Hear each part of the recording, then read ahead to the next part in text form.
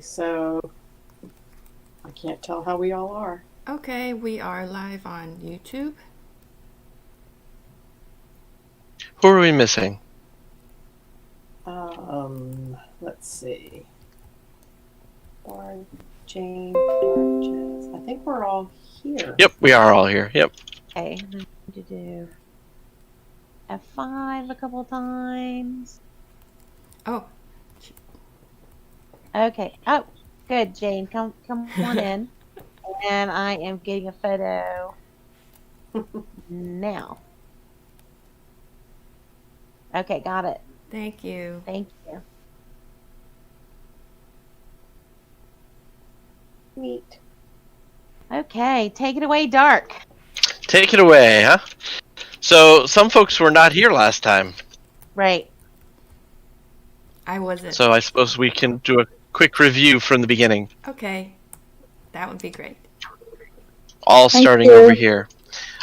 Now, this was intended to be a hands-on, but if we're going to cover any new material, I may leave the hands-on up to you a little bit. Hopefully, you all are familiar with moving around and doing things in Minecraft. The better yeah. part. Playing for 6 years, so should be fine. So if you wish to have a supply case, you can break this and take it. It'll regenerate and produce a new one for the next people. Oh, we can take. Okay. Oh, cool. I think K4 got that. There you go. You might want to step back a bit, K4. I'm taking pictures. Yes, I'll get out of it. Or I'm going to get all the supplies. Yep. And we can use the ones we had before, right? You can, absolutely. Okay. So if you've still got ones from before. In fact, I'm going to leave folks... do folks want to stay in creative mode? Last time we switched everyone over to survival so they could properly craft things, but Okay, you can move it it doesn't to make any difference survival. to me. We'll be fine. But you'll want to land before I do that. Mhm. And Main Cakes is here, so I saw her log in. Did she make it all the way to here?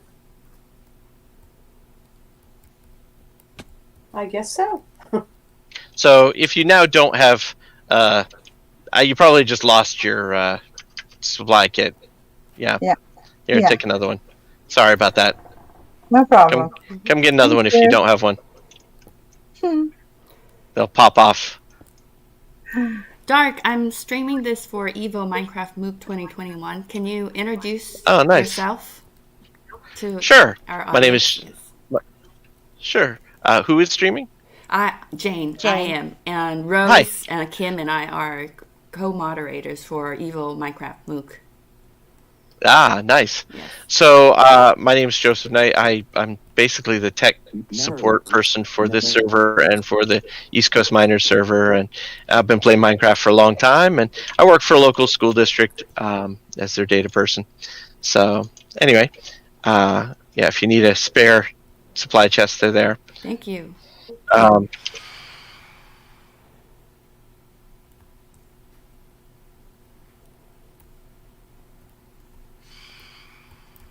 Let me just briefly include a bit. There we go. All right. So last time when we did the Redstone tutorial, we covered basically everything from your first piece of wood that you craft into planks to make a chest, to make a oh goodness, pardon my mind today, to make a crafting bench, a furnace to smelt down your iron and other components. How to make redstone torches. Now I'm thinking that folks probably know how to make most of these things, yeah? Yes. Yep. And familiar with crafting. All right. Yes. And then I was doing some demos in the back. So the crafting recipes are all in the front, demos are in the back. So here, for example, is a redstone torch. It powers the redstone up to 15 blocks away. You'll notice that this block right here is not powered. Now, redstone torches are kind of cool in that if you have a redstone torch attached to a block, like this one on the end, and it receives power, it will turn the torch off, making the redstone torches a sort of transistor. They turn off when they receive power, they turn on See, when they lose power, they'll turn back on.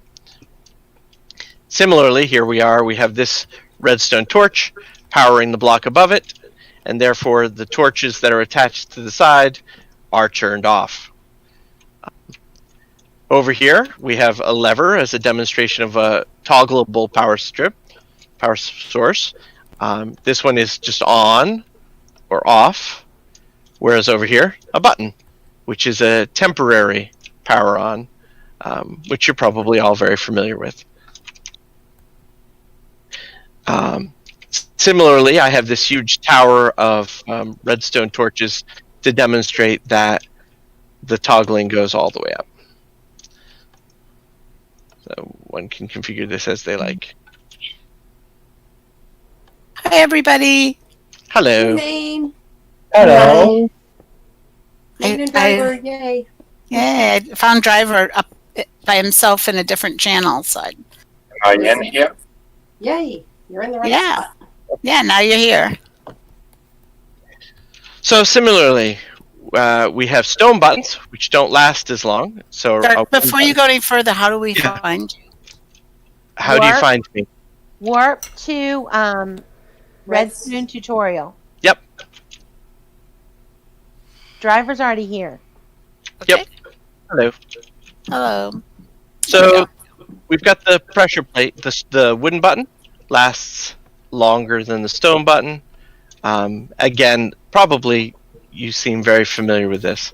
The two pressure plates both accept people, but I don't know if you knew that the stone pressure plate doesn't trigger with items, but the wooden pressure plate does trigger with items. I did not know that. So the wooden pressure plate can act as a 5-minute timer. As soon as you throw an item out, it will despawn in 5 minutes, or as a person type information. Yeah, so Nice. that's cool. Mhm. If Cool. you need your redstone signal to travel more than 15 blocks, then you'll want what's called a repeater. Repeaters serve two purposes. They extend the redstone signal to go further, as you'll see when I turn this on. This redstone signal comes all the way up and goes even further. The repeater also is directional, so it serves as a sort of diode. It prevents the redstone signal from passing through. Even so, it definitely is strong enough to pass through. This repeater prevents it from going that way. Similarly, if I go this way, you see it goes up to there and then stops. Mhm. Repeaters also can add delay to the signal. So even though I'm going to flip this lever, you'll notice the lights come on at different times Mhm. because of the delay that the repeaters add. Nice. A lesser known functionality of repeaters is their ability to be locked. So if you put a repeater pointing into the side of another repeater, you'll lock it. See how the bar goes across? That black bar prevents that repeater from updating. Doesn't matter what I do with this switch, that light isn't going to come on. If I unlock the repeater and turn the switch on, now the repeater's acting normally. And if I turn it on and lock it, again, I can't update the information. It's locked. Even if I turn it off, it's locked on until that's unlocked. So this allows repeaters, again, to serve as a sort of transistor of sorts, a different kind. It allows them to be in a locked state. Cool. This is Yeah. new for me. Yeah. I hadn't learned that. Nice. Very complicated. So, then we have comparators. I Now, mean, like, yeah. Comparators do not extend the signal any. You'll notice that as it comes along here, it still runs out right about here. Technically, it is extended just by one block because whatever a comparator sees in its back is what it puts out its front.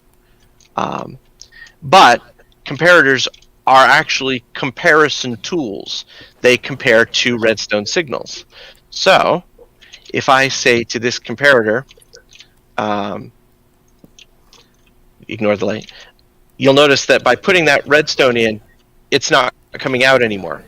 That's because this comparator says, I'm sorry, the signal to my side is stronger than the signal behind me, therefore I am not going to pass the signal through. if the signal to the left is weaker, in fact, if I just add a whole lot of redstone out here, I can make a weaker signal. It will pass the signal through because the signal is now too weak to prevent the flow. So it's sort of like the repeaters, only it literally compares the signal.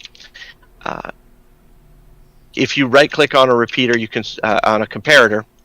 Apologize for the terminology. Right-click on a comparator, you've put it into subtract mode. So if you've got, let's do a little demo. If you've got a level 15 signal going in, and you subtract a level 14 signal, well then out of that you will get a level 1 signal, which let me switch to subtract mode. You get a level 1 signal, which literally just goes 1 square, because that's all the difference between these two powers. If I make this go further away, it subtracts less. This signal can go on further. So it's in subtraction mode rather than comparison mode. In comparison mode, either it passes on the signal behind it or it doesn't. In subtraction mode, it actually takes away from the signal put into it. So there you go. The two functions of comparators in Redstone circuits. When You would can we- make some interest. Sorry? Sorry to interrupt. So when would we need a comparator? So comparators serve a few interesting functions. They add a little bit of delay. So a normal repeater adds 1/10 of a second delay. So comparators also take 1/10 of a second to update. So if I turn this on and off,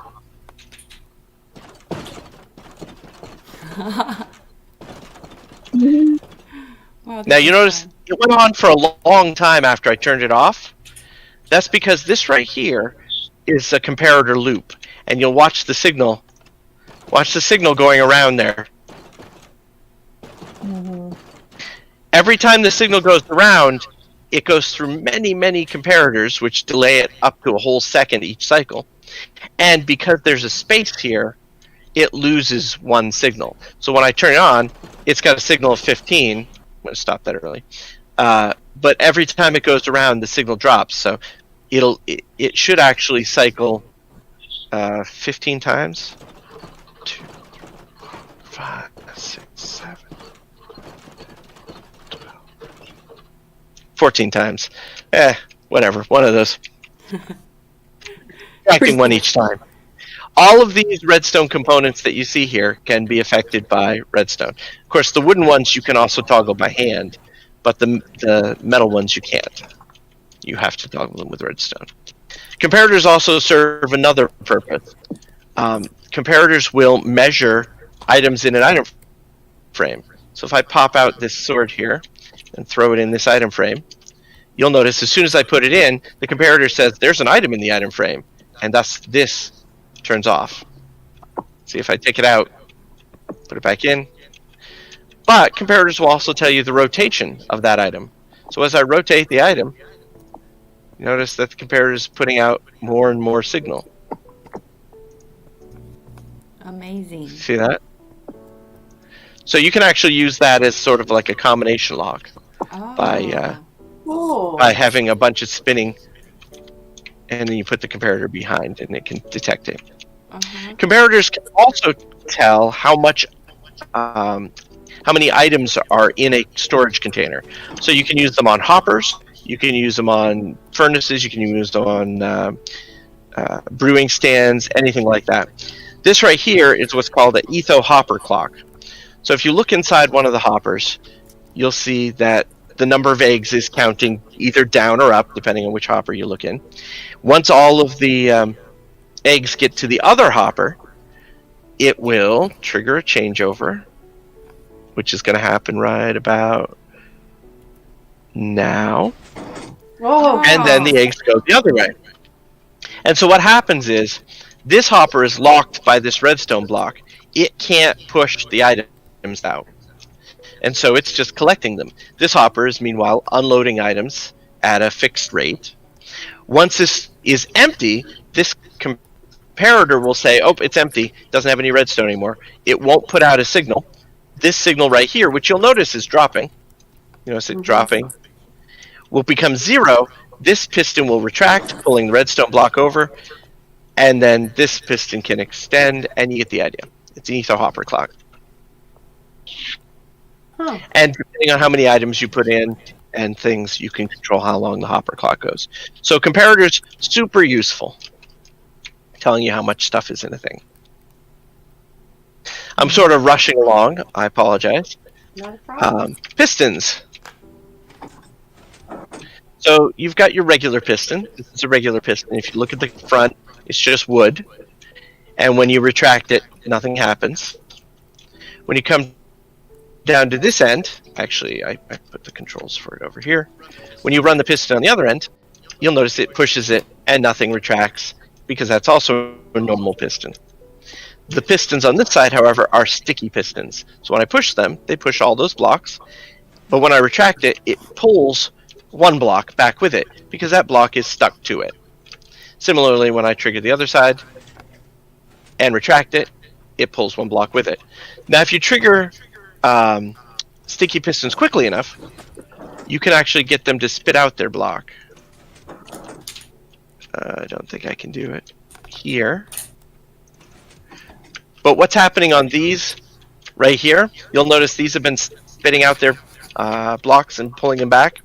That's because these are triggered for just, in fact, this one's about to trigger, and you'll see it spit out its block and not pull it back. And that's because it's triggered for such a short period of time, the piston is still extending the block when it starts to retract, and the block gets pushed out but not pulled back. Sort of tears it off. But you can do some interesting things with pistons and sticky pistons. For example, a flush door. If you come to this side, it looks like there's nothing here, and then you trigger the lever, and oh look, it's a door. Get trapped in the middle. Yep. And if you come up to the top, you can see how the redstone is very simple. So what you're playing with here is called a tripwire. A tripwire hook. Interestingly, you can circumvent a tripwire hook by walking very close. The tripwire hook itself doesn't trigger. It has to be the spider string that you step on in between that triggers it. You notice when I step on the spider string, it triggers it. If you have shears, though, you can actually clip it. Excuse me, K4, can you hear me?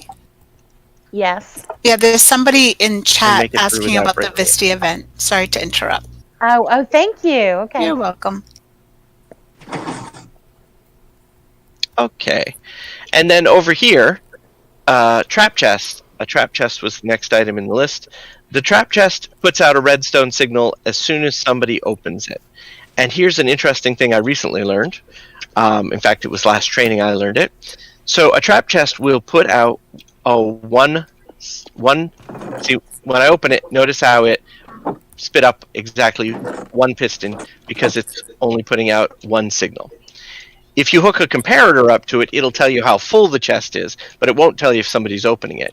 Interestingly enough, though, a trap chest will add one to its output signal for each person looking at it at the same time. So if anyone else looks inside this while I'm looking at it, each person who looks adds one to the signal. That's so And so- interesting. Ugh. If everyone's looking in, suddenly all of them will go up. Yep.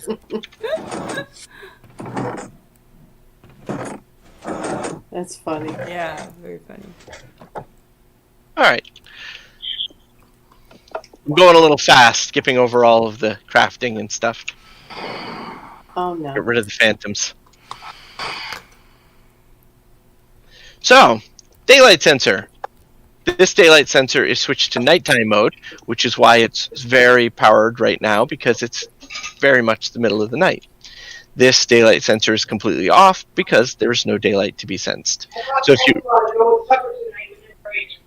if you right click on a daylight sensor, you switch it from day mode to night mode. And so daylight sensors can help you detect when things are on and open and fun stuff like that. Hmm. Yep. Neat. I gave very short shrift to the observer last time we were here. I have way more observer examples over there that will hopefully hit. But an observer is an addition that basically, actually, let me pull one out so you can take a look. That's the active side. There's the observing side. Looks kind of like a face. Yeah, very cute. So the two eyes look at whatever it's observing, and the single dot on the back sends the redstone signal out. And what it watches for is block state changes. So this is a piece of dirt. Nothing special about that. But if you use a hoe on it to till it, well, now it's farmed dirt, and the observer goes, oh, I saw that, and it causes this sticky piston to have a single tick, enough to throw out its stuff. And if I jump on it, oh, now it's not tilled anymore, and so the observer observes that as well. Observers can observe a lot of different block state changes, and we'll cover those more further along the demo.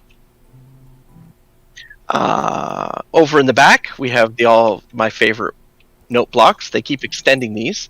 If you right-click on these note blocks, you can hear a sample of their sound. The note blocks that have things on top of them, like this first one does, don't make a sound. Oh, no because they're wonder I was like clicking it. But the material that you put under a note block changes what sound it makes. So if we come back to the first one, dirt and other common materials sound like that. Wood, Oh. sand, glass, stone, gold, clay, ice, wool, quartz. Oh wait, or is that a bone block? That sounds. That is more a like bone. That's a bone block. Iron block, soul sand, pumpkin,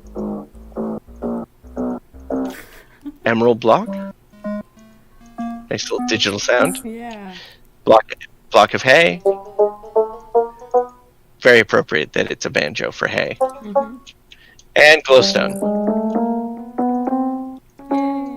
Yay. So there's all the fun note block sounds, and using redstone and delays and other things, you can make quite the instrumental. People make note block demos that are huge. Yeah, this is not as impressive, but some of those demos, they'll do full multi-part harmony songs with careful redstone timing. Mm-hmm. That's amazing. Don't mean to rush along so fast, but we have a limited time. There's much to do, and much time and little to see. Or strike that, reverse it. Reverse. So, the dispenser versus the dropper, and we can welcome. Have they made it to the area? Yes. Hello. Excellent. So, the dispenser versus the dropper. Back in the old days, all we had was the dispenser, and the dispenser basically kicked blocks out 99% of the time. But with certain blocks, like arrows, it will shoot the arrows. Well, then what they did is they changed it. They added what's called the dropper. The dropper absolutely always and only drops the item onto the ground as if you'd kicked it out of your inventory. Whereas the dispenser picked up the ability to dispense many, many things. So if we come over and look at my demo here, the dispenser has spectral glowing arrows, whereas the dropper has spectral glowing arrows. If you click the blue dropper, you'll notice you get yourself a spectral glowing arrow. Whereas if you click the red dispenser, you'll get shot with the spectral glowing arrow. Oh, And you'll start glowing. sorry. Okay. Didn't mean to do that. Oh, that's Driver, you're glowing. That's what a spectral arrow does for you. Poor driver. Makes you glow. Oh, I like it.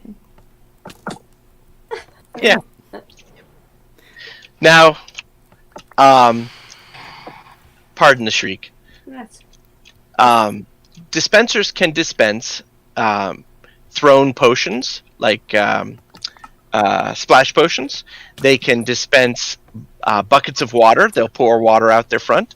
They can dispense lava. They'll pour lava out. They'll also pick up lava and water, retrieving it afterwards.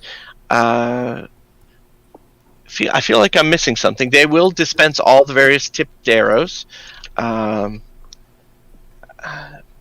Feels like there's something I'm missing. Oh, I think they'll throw snowballs and fire charges as well.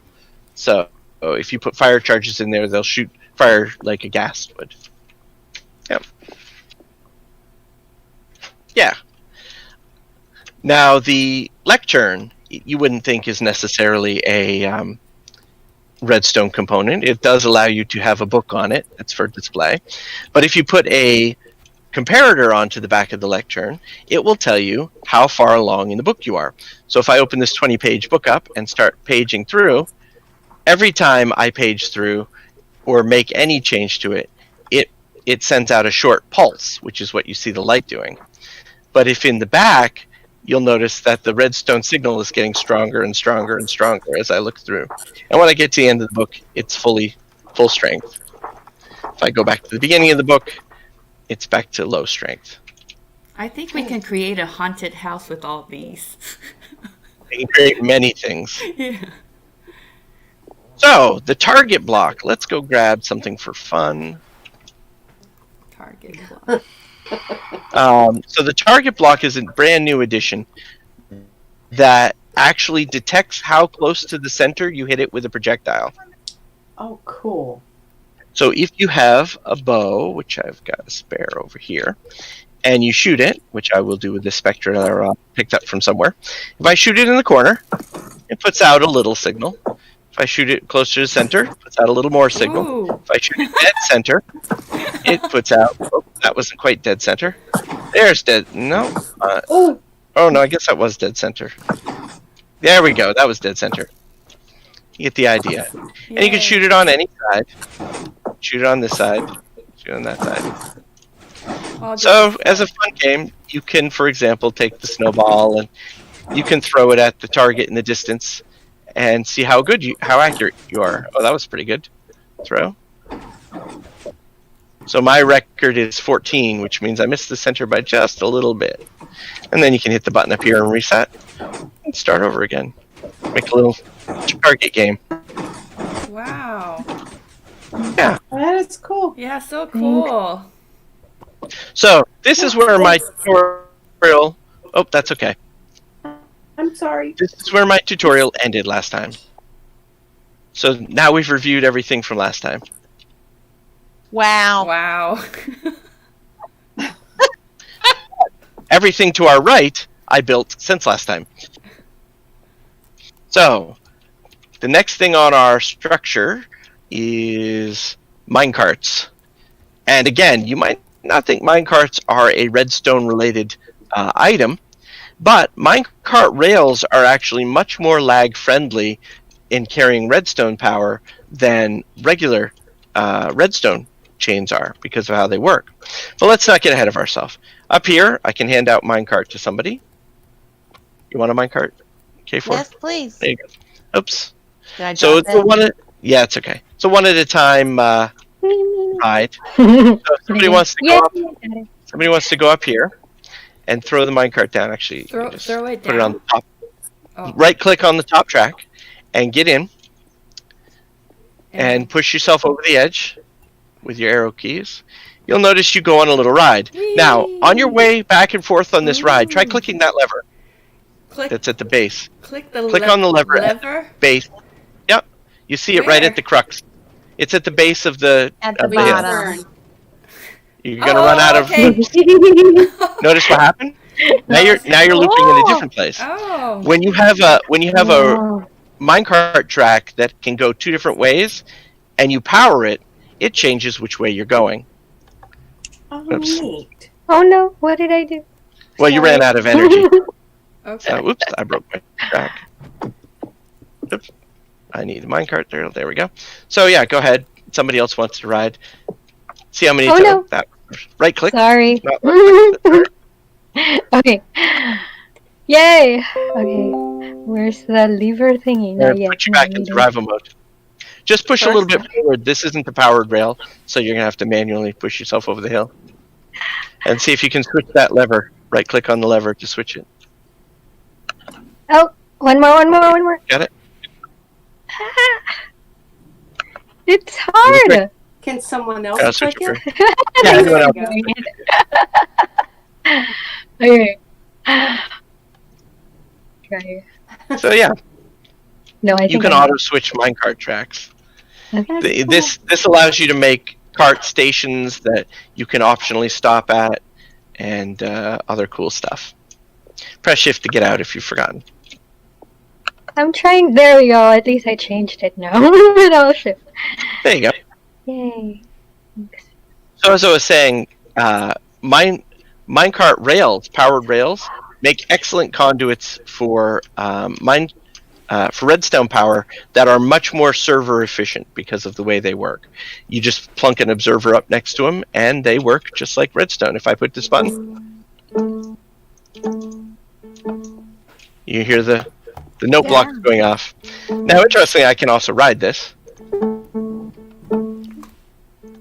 They go off twice because once for when the rail goes on and once for when it turns off. You can jump into the minecart, and you'll notice that it powers itself up. If you're not familiar with powered minecarts, hit the button behind you, and you go up to the top. Hit the button at the top, and you come back down. Now, besides powered rails, which you see here can be powered but will not take corners. They won't corner. Besides powered rails, we have what are called detector rails. A detector rail detects when a minecart's on it. Ah, I always You'll notice wondered what the difference when I put was. a minecart onto these detector rails, they trigger. They're even powering the powered rail next to them. By the way, powered rails act as a sort of brake when they're not powered, so they'll slow you down actively. But if we put this minecart on here and get in and start moving, you'll notice that I'm stuck on this loop, but if I... now I'm stuck on this loop. Oh, this is so much fun. Oh, with the music and all. Fortunately, I don't have to ride it. It has enough power to go by itself. So it goes because of the kind of track you have. So even though this powered rail is powered, Okay. but these other powered rails are not powered until the detector rail detects a minecart next to it, and then that detector rail puts power out, which is what's making the note blocks play and what's making the powered rails turn on. So the detector ones are the ones with the little squares in them. Mm-hmm. You'll also notice that while this rail is controlled by the lever, this rail over here, which has a default position of the left side, if I switch it the other way, watch what happens when the minecart hits the detector rail. See how it switched the track? Automatically, yeah. Automatically, because that detector rail is putting out power, causing the rail to switch. If this were a regular rail instead of a detector rail, it would switch back to that track and then stall because it doesn't have power. See, it needs it to be detector rail, and then we can get it going again. Come on. And you powered the powered rails with a redstone block underneath them? These powered rails, I happen to do that with because that's very convenient. I Would didn't it- want to put the redstone torch next to it because it would have powered my note blocks, and I didn't want that. Okay, that's what I wanted to know. Yep. So, speaking of powered rails, here are powered. Is this a powered rail? No, this is my activator rail demo. Okay, so the gold ones are powered rails. These are what are called activator rails. This one isn't powered, and therefore it does nothing. This one at the end is powered. So, who would like to go for a short minecart ride? Hop in the minecart and I push will. the button. Push the button behind. Oh. It will power you across the unpowered activator, and then what happened at the end there? It put me out. It kicks you out automatically. Activator rails Activator rails automatically kick out, if they're powered, automatically kick out whoever's riding in. That includes if you've put villagers, if you're trying to transport villagers and you want them to pop out at the end automatically, put an activator rail in place. Ah. And they'll pop out automatically. So if you jump in and ride, you just get to the end and pop out automatically. That's great. Yep. Then now this is another fun little ride that I made. This is a trapped chest, which means when you open it, it puts out a redstone signal. Watch what happens to the switch track next to it. Yeah. Now, you remember how hard it was for you to hit that tiny lever when you were riding back and forth on it earlier? Yeah. Well, chests are a lot easier to hit. So if anyone wants to jump in here. Go ahead, somebody brave. Rose. Go ahead, Rose. You're right by it. Right click on it, hit the button behind you, and try to go straight. If you miss the chest, you're going to end up back here, and you'll have to hit the button again. But try to go straight on the minecart track. To do it, all you have to do is open the chest. So you got to spin around real quick so you're ready to open the chest. Open the chest. Ah! You opened it, but it was a second too late. You missed your station. Yay! There you go. You made it. In fact, you stopped so abruptly, though, because you switched it while you were actually sitting on top of it, and the minecart went, oh no, I don't know what to do anymore. Sorry. That's okay. Might have been blocking her too. And when you come back, you can go one of two routes. If you go the default route, you'll go straight, and if you open the chest, you'll go to the left. So, well, you gotta open it in time, though. That's okay. Takes practice. Now, I ended up crowding in a bunch of demos here because I kept remembering things that observers can do, and it sort of made a little bit of a crowded mess. When you have an observer that is observing the face of another observer, it creates what's called it creates a clock, is what it creates. Oh wow! So you'll notice I put this little sticky piston here. It pushes the observer in, and the moment it does, it causes those observers to switch back and forth.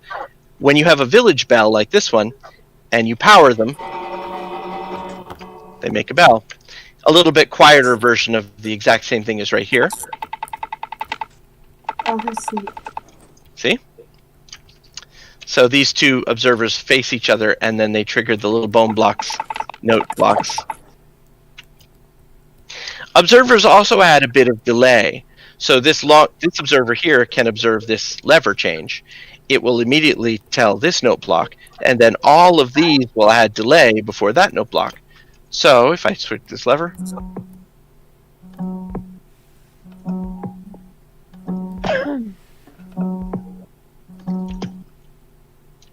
there you go.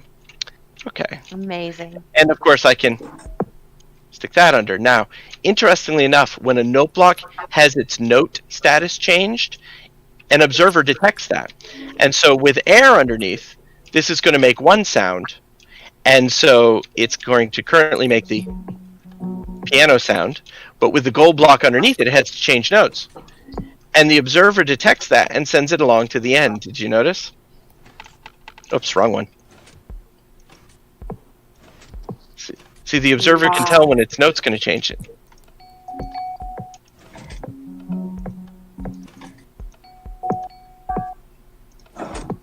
So, kind of cool thing the observers can observe. Wow. Speaking of cool things observers can observe. So, I don't know if you're familiar with scaffolding. It's relatively new and has some cool new features. One facet of scaffolding is it can only support so far away from its nearest support. So right here, its nearest support is 1 overhang, 2, 3, 4, 5, 6 overhanging blocks. If I try to put another overhanging block on here, you'll notice it just falls. It cannot be supported. But that block right there stuck to that sticky piston can act as a support, which would allow me to support more. If I put this under, did you notice it made a noise? The reason it made a noise is because now, see, I can add more to this support. And so the number of supported blocks from this block changes, and therefore the number of supported blocks in this block changes, the observer observes that and sends out a little pulse. See? So you can use scaffolding to transmit redstone signal. Isn't that odd? Wow. Yeah, observers do a lot. Observers will detect, for example, water flow. So here I have a little bit of a complicated water setup. But if I hit the button, Jane's going to get washed away. Oh, no, you're not quite there. Hear the water beep? This little thing made a ding because the water was suddenly there. If I change the height of the water... Oh, that's my reset. If I change the height of the water... You notice it made another ding because I changed the height of the water. But water doesn't refresh automatically, which is why I have this to cut the water back. Or if I cut the water off entirely, as it flows out, there are a number of pulses as the water level drops. So observers can detect water. And while we're on an observer kick, because boy, did I ever. So, yeah. So you may be aware that leaf blocks out in the natural world, when they spawn, leaf blocks, if they aren't connected to a log, will start to despawn naturally. You know how when you chop down every log of a tree, the leaves start to go away. Right. Mm-hmm. Well, there's actually a game rule that tells the leaf how close it is to its nearest log, and if that distance is above a certain number, it starts to decay. These leaves I put in by hand. Leaves you put in by hand will never decay, but they do know how close they are to the nearest log. And so if I extend this log, suddenly this one is distance 1, distance 2, distance 3, distance 4, distance 5. Well, when the distance changes from 5 to the maximum of 7, the game detects that, and the observer, more importantly, detects it and says, "Oh, this leaf block just changed. We better tell the note block that the leaf block changed." You can observe a lot of things. Here's another fun one. This is an example of what observers cannot observe. Here's a lovely trap chest. It doesn't matter how many people open this trap chest. It will put out a little redstone signal, but the observer doesn't see that. You can load it up with stuff, but the observer doesn't see that. That's what comparators are for. This observer will not trigger no matter what you do unless you break this chest. So that is not what observers are designed for.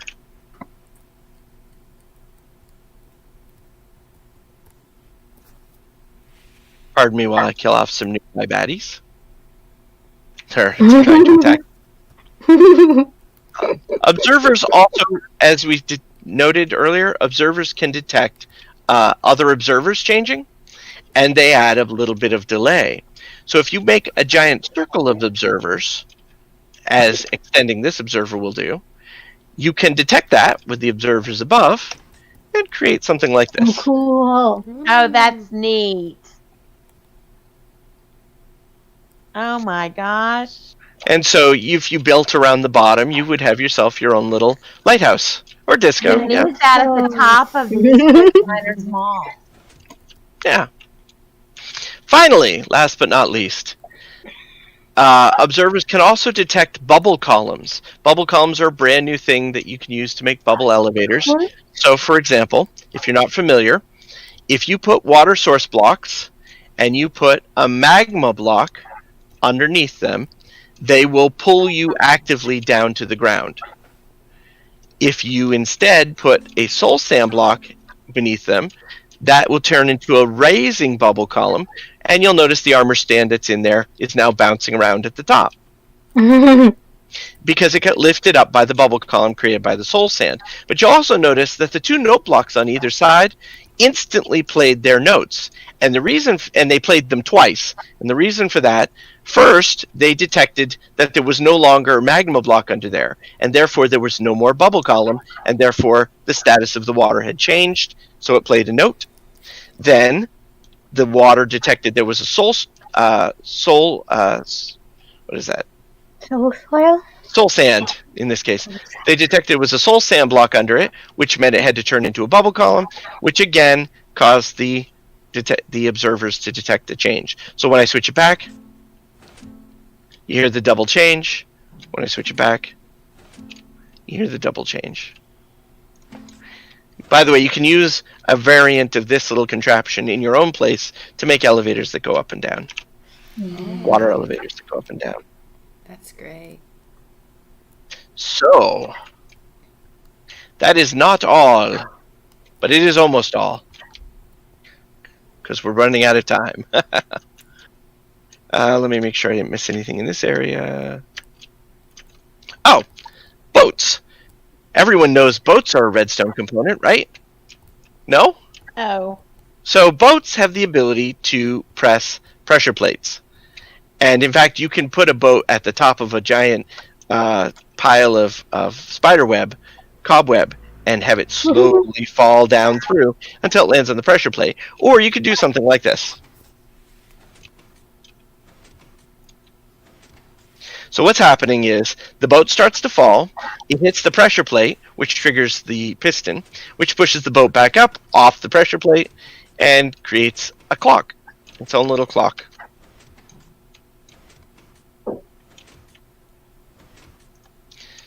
So you could detect that, and what I'm doing here is just turning it on so the boat stops falling. Okay. Oh, cool. Last two major components of modern redstone technology: slime and honey. We're going to be introduced to the blocks themselves over here first. So, slime sticks to other slime, and so if you lift this up, you'll notice that when I activated this slime block here stuck to this slime block here, and stuck to this piston and lifted that piston up in the air. Vice versa. See how that works? But you'll also notice that this slime block didn't stick to this honey block. And yet when I activate the honey blocks work kind of exactly like slime blocks. See how that's going? Interesting. Alright. Now here's an interesting conundrum. If I lift this up and then I lift this up, that honey block stuck to that piston and lifted it up. So honey blocks can stick to other things, which can then stick to slime blocks, but not the other way around. And now you see we've got ourselves a problem because I can't power that piston. That's why I have this little button array on the back for me to. Now I can power that one, and then I can power that one. And which one am I missing? Oh yeah, I gotta power down that one, and then so I can repair my display. There we go. Cool. All right. Slime blocks, of course, also provide the bouncing effect we're all familiar with. So if you all walk up and walk off the end of that platform, you'll bounce up onto here. Oh. Hold forward the whole time. If you hold forward the whole time. Wait, what? Walk up the staircase and keep walking forward. Oh gosh. Forward. And you'll make it up. Oh. Don't stop walking forward. You stop walking forward, you're gonna crash. So walk up and just keep walking forward, even while you're falling, Ooh. and you'll walk right up on automatically. Ooh, Yep. there, now we bounced. However, quite the opposite. If you from this height jump onto the honey block down there, jump in here, you'll notice you do not bounce. In fact, you take a little bit of damage. Also, try jumping out. Sticky. You can't jump out. I Go ahead and fall in. No, you can't jump out Oh, because honey blocks prevent you from jumping. They're sticky. Oh, Sticky. Fortunately, I've left a little half slab for you to step up out Yep. of. that got me out. Another fun thing you can do with honey blocks is stick to the side of them when you're falling, and they cancel all fall damage. Oh, I only have So if one you come heart up- left. Try it, try it.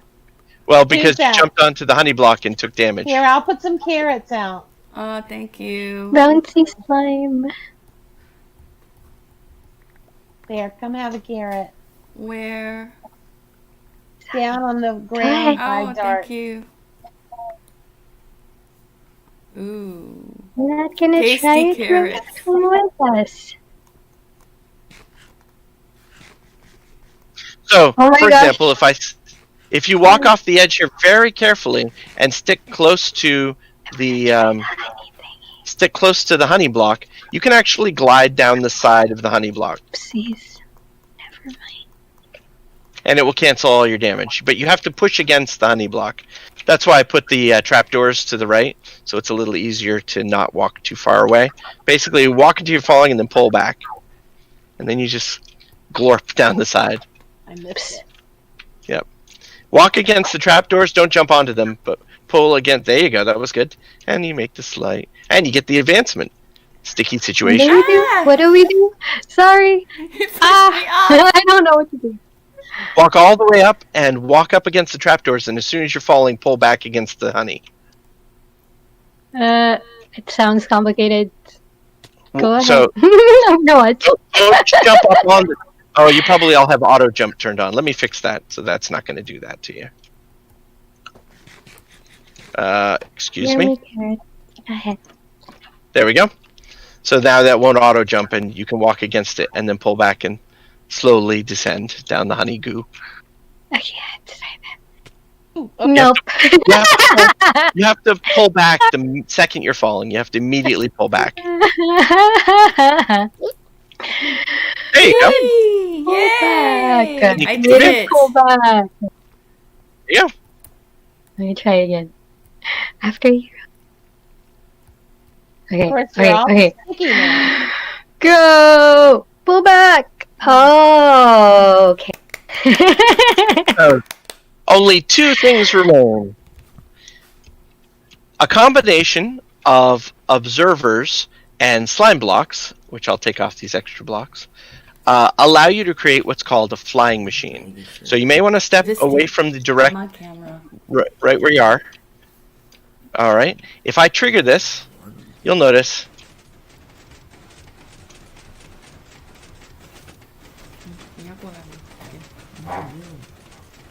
it will automatically bounce back and forth. Now, if It's I in power it, there. it's a flying machine. It'll just automatically do that. Now, I've turned off this side, so it'll stop when it gets here. But you can actually add a sweeper arm, for example, like that. Go ahead, stand right where you are. You're in great place. And you'll notice it sweeps you along. Well, it'll do that. It'll do that to mobs. It will do that to crops. It'll do that to mobs. It'll do that to crops. It will automatically harvest your sugarcane, for example. Oh, that's what I need. Well, You can also add other blocks to it. So, for example, you could put this out, and then you could, put decorative blocks above and below it. And when it goes along, it'll just move along with those blocks automatically. deciding running. if I like the slime or the water blocks more now. So, Slimestone is using just Slimestone compatible blocks to make stuff. Now, because of the combination of honey and slime both working kind of the same, you can't actually make a flying machine like this out of honey because honey blocks can't be strongly powered. You have to do it a little bit differently. But you can make flying machines with honey. Who would like to push this button?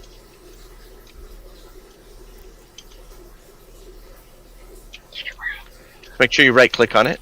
Oh, there you go. You shouldn't have to jump if you walk right in front of it. Got it. Ooh. I think everyone missed it. Oop, don't need two of them. Wow. Wow. It's a 5x5 piston door. Okay.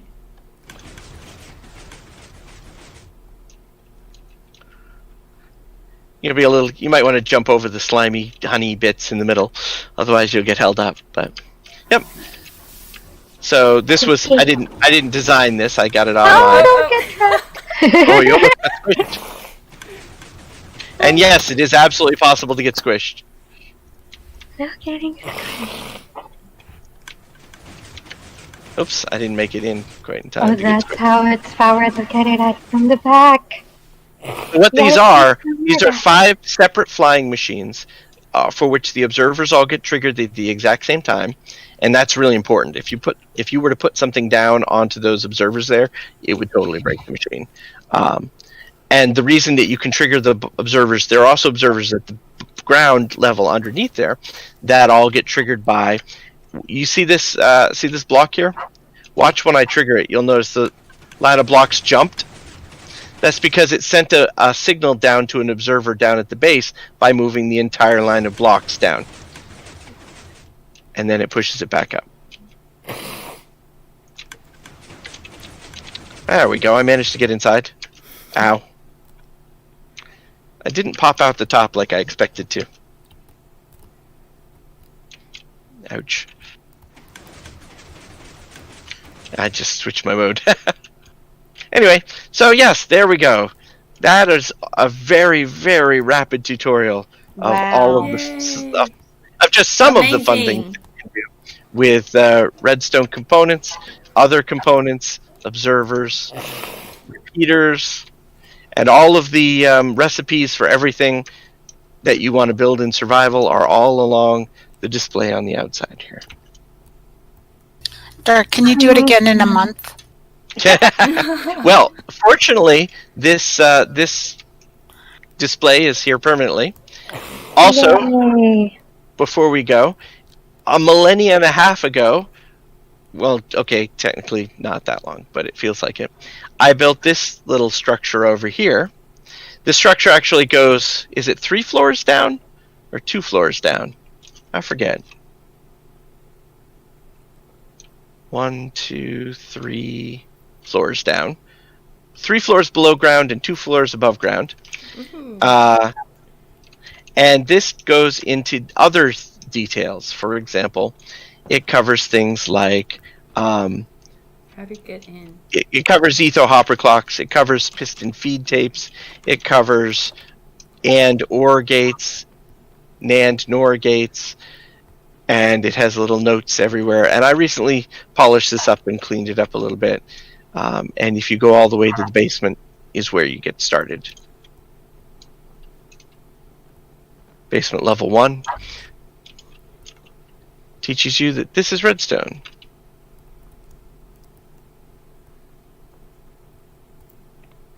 And there's signs along the walls describing many of the things I've just discussed. That is amazing. Ooh. I built this originally on the old VSTE server, didn't I? Yeah. And then I You had this- cloned it over to ECM, and I recently, in preparation for last month's, I worked out it actually wouldn't properly paste into the world. It was kind of badly broken, and I worked out that I had to upgrade it through a few versions manually to get it to show up correctly in this world. But here it is. The flying machine in the attic, though, for example, is currently out of order. I should replace it with the one that I built downstairs. Wow. Amazing. Oh. I don't know how you Fun hold stuff. all this in your head. Tutorial. And I thought that experimenting with circuitry and stuff in real life was fun. Like, if you're here in Minecraft, it's all online. Yep. It's amazing. They've got You can't and, burn or, anything NAND, up. NOR. You've got logic gates and everything you can imagine. For example, an exclusive OR gate is a great way to make a two-way switch in Minecraft. If you want to be able to open your door or turn off your lights or anything from 2 very different places in the map, then you just wire them up to an exclusive OR switch, like this one right here. And I'm currently standing out up on the 2nd floor, up. 2nd floor up. Yeah, there's a little exclusive OR switch. This is a very rudimentary one. There's better ways to make them, but So this is an exclusive OR switch, and the light over here is currently on, right? If you flip either switch, that light will turn off. It doesn't matter which switch you flip. So now the light's off. Now it doesn't matter which switch you flip, the light will turn on. So you've got a literal three-way switch that you can switch from anywhere. Just like your actual electrical wiring. 那我要去多久？ Where'd everybody go? Second floor. Found you. Oh, I got stuck. Oh, I found the door. Whoop. Oops. Dark, thank you Yeah, so here's much all the for lot. all these wonderful tutorials. Yeah. You're very welcome. I know. And the big space over there can be used for people to play around with builds if they want, or who knows, I might add things to it at some point. It is so cool. Yeah, this is an exclusive OR switch, Jane. There we go. So impressive. How much Yeah. time did it take to do all this? Well, this build here took quite a while. Yeah. The build over there also took a little bit, but I didn't have to worry about floors over there. I just Right. sprawled out. Here it also required me fitting things into the floor design. Wow. Impressive. Very impressive. Thank you so Thank you much, so much. Art. Absolutely. I hope you don't still have a headache, although. No, How- I how managed could to you get rid not? part of the Oh, good. afternoon. Good. Yep. Wow. Well, thanks, Evio Mook, for joining us. It was nice to have visitors. If anybody would like to come back to VSTE after tonight, email me, k4sons@gmail.com, and tell me your Minecraft name, and I will whitelist Thank you Thank so you. much, Kim. Thank you. you. Sure. Put everyone back into creative mode. So that was you'll be. really fun. I want to come This- back and play This, around. by the way, is the creative world. There's also a survival world on this server where you are stuck in survival and can't switch out. Yep. So for And those there are a who, lot of warps to villages, and Mm-hmm. Yeah. Thank you. Thank you all. I still have the minecart from earlier. I thought I left it outside. that's okay. In creative, you're allowed to have whatever you want. Okay, I'm gonna stop the recordings now. Today is February 2nd, 2021. We're with VSTE Minecraft Monday. Please come join us on Evo Minecraft MOOC and VSTE as well. Oops. Thank you, everyone. Thank you, Kim. Thank you, Dark. Thanks, Rose. Thank you for coming. Thank you all. Thank Thank you. you. Thank you, thank you very much everyone. for coming. I appreciate it. Thank you. You didn't want, guys, Bye. you didn't Bye. want to leave the minecart anywhere? You sure? This is creative mode. You can pull